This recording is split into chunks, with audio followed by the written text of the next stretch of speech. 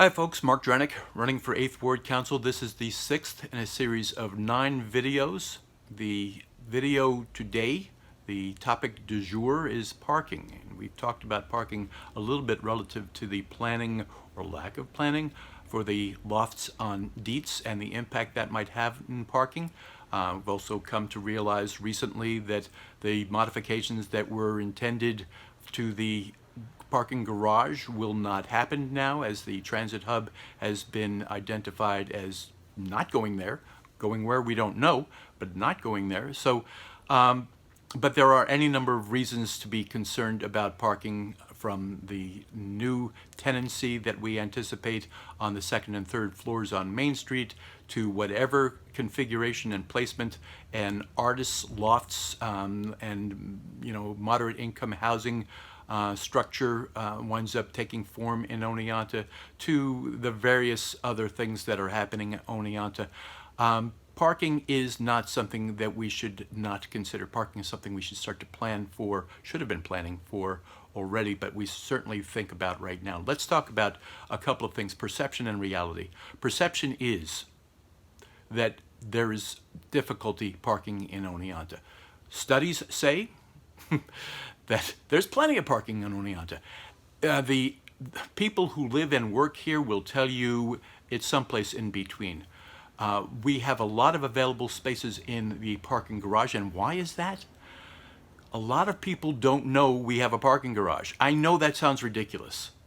I know that it's been there for 20 years more. It sounds ridiculous to think that people wouldn't know we have a first, second, and third tier parking garage, 450 spaces. But I gotta tell you, there are no signs that direct people to free parking. I mean, signs but there should be. We're living in a city like most cities. We happen to have free parking or available parking. Most cities will tell you that. Most cities, you go in and you see signs.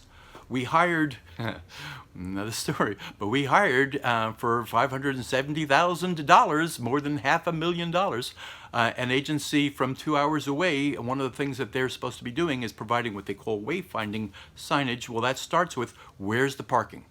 So we need to direct people into the parking that we have. We also need to clean up this.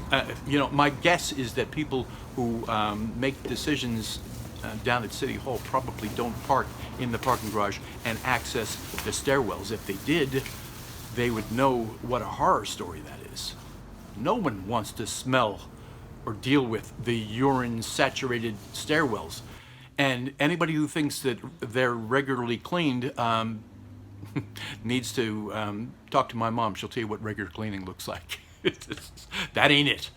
So it's not a space that one would want to go to anyway. If you park on the top and you can walk across the parking bridge, you're mint. If you are dealing with the first or second tiers of it, less exciting as a prospect. But people, again, don't know about it. I'll tell you quickly, a little anecdote. When I was the Downtown Oneonta Improvement Task Force Coordinator, we wanted to promote the fact that we had a parking garage. We threw a festival on the top floor. Does anybody remember that? It's called Up on the Roof. We had blues bands, we had a car show, we had vendors, we had dancing. It was wonderful.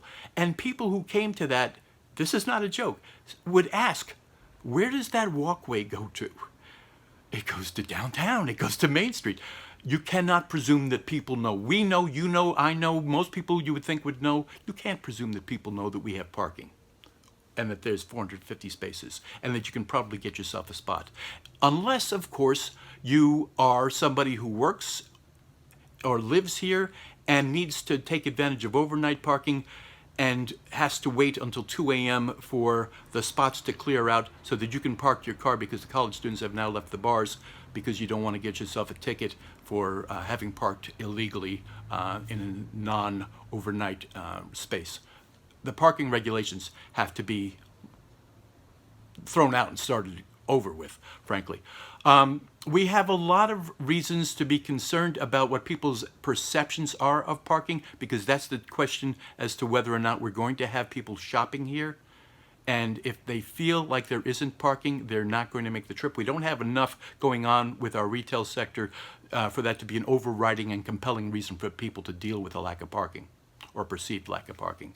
So we have to make it obvious to the world yesterday that we have plenty of parking, or we have enough parking, and we have to take care of our parking regulations so that we aren't punishing people who live and work here.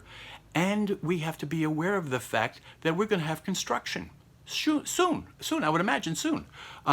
Market Street, we're going to have facades being worked on, and signs, and there's going to be sidewalks closed, and we're going to be looking at one-lane traffic or detours. So Oneonta is already going to be a place where people are going to think twice about coming because of vehicular issues.